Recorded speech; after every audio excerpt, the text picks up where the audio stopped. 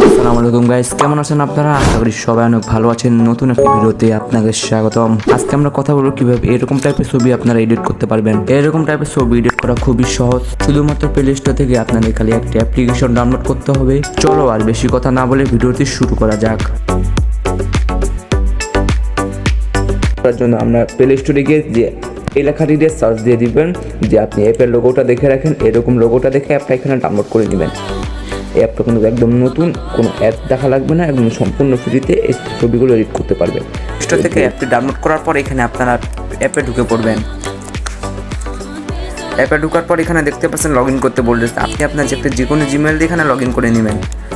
আমি এখানে আমার যে কোনো একটা জিমেল দিয়ে এখানে লগ ইন করে নিলাম।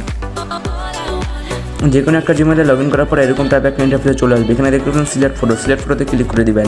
আপনার গ্যালারিতে নিয়ে চলে যাবে। আপনি গ্যালারিতে যে ফটোটি এডিট করতে না সেই ফটোটি এখানে নিয়ে নেবেন। আমি যেমন এই ফটোটি এডিট করতে চাইছি, ফটোটি এখানে নিয়ে কনফার্মে চাপ দিয়ে দিব। কনফার্মে চাপ দেওয়ার পর এরকম টাইপ একটা ইন্টারফেসে চলে আসবে। এখানে তো এরকম টাইপে আসার পর এখানে আপনারা দেখতে পাচ্ছেন এডিট টেক্সট, এখানে ক্লিক করে দিবেন। এখানে ক্লিক করার পর এখানে আপনার যে নামটি লিখতে চান সেই নামটি এখানে লিখে দিবেন। যেমন এখানে আমি লিখবো রাকিব।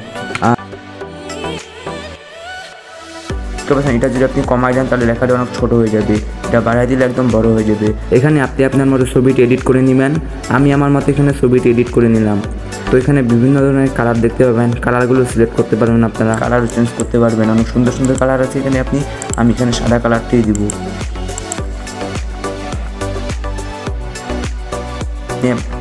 এরকম করে আপনি আপনার ছবিকে অ্যাডজাস্ট করতে পারবেন। তো ছবি এডিট করা এগুলো উপরে দেখতে পাচ্ছেন এক্সপোর্ট নামে একটা অপশন আছে, এক্সপোর্টে ক্লিক করে দিবেন। এক্সপোর্টে ক্লিক করার পর নিচে দেখতে পাচ্ছেন সেভ নামে একটা অপশন আছে, সেভে ক্লিক করে দিবেন। সেভে ক্লিক করার পরে ক্লিক করা হয়ে গেলে আপনার ছবিটি গ্যালারিতে সেভ হয়ে যাবে।